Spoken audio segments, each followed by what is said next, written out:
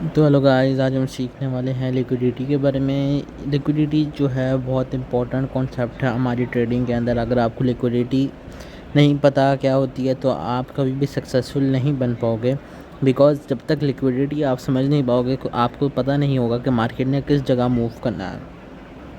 Liquidity एक वाहिद ऐसी चीज़ है जिसको आप मास्टर करके आप मार्केट की मूव पता कर सकते हो कि आपका अगला मूव क्या होने वाला है। सही है। लिक्विडिटी जो है हाइज़ एंड लोज़ में होती है। जैसे कि ये हमारा लो था, ये लो था, ये लो था। लिक्विडिटी यहाँ है, यहाँ है, यहाँ है। यहाँ पे liquidity what does it London ने क्या किया यहाँ तक इसकी liquidity and it went up.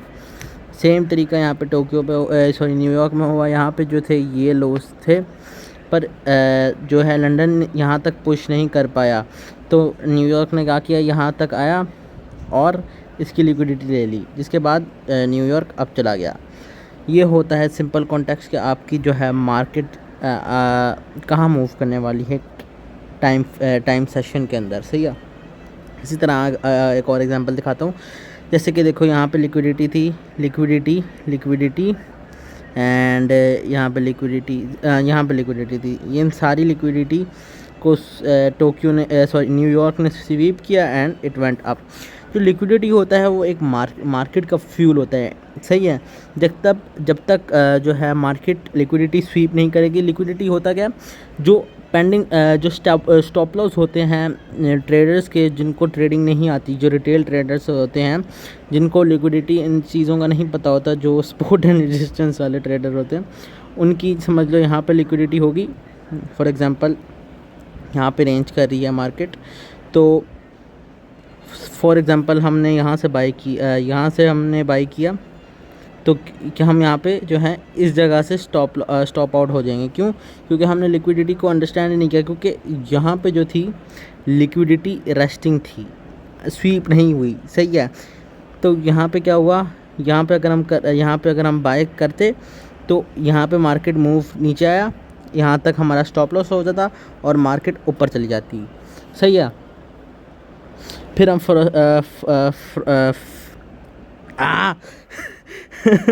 हम कंफ्यूज होके जो है फ्रस्ट्रेटेड हो जाते कि हाँ ये हुआ क्या है हमारे साथ। सही है। यहाँ पे लिक्विडिटी थी और यहाँ पे जो है इसको स्वीप नहीं किया लंदन ने, पर जो है आफ्टर सम टाइम वो ऊपर तो गई, पर यहाँ पे जो हमारा स्टॉप लॉस खा गई। जिन लोगों ने यहाँ तक के टारगेट लगाए हुए थे, ओहो ये किधर भाग गया। यहाँ तक के टारगेट लगाए हुए थे वो तो स्टॉप आउट हो गए, पर जिसको लिक्विडिटी की अंडरस्टैंडिंग थी, तो उसने यहाँ के लोज़ होने का वेट किया, और जब उसने इसका वेट पूरा हुआ तो उसको यहाँ तक का जो है प्रॉफिट हो गया।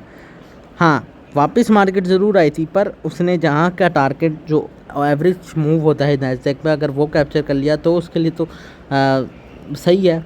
तो नेक्स्ट एग्जांपल दिखाता हूँ।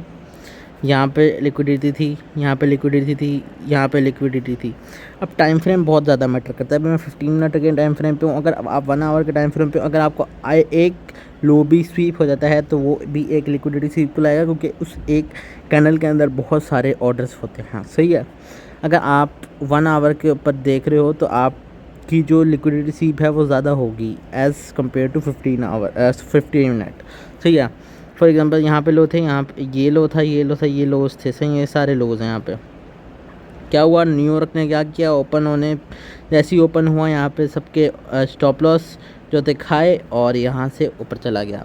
होपफुली आपको लिक्विडिटी अंडरस्टैंड हो गई होगी क्या होती है।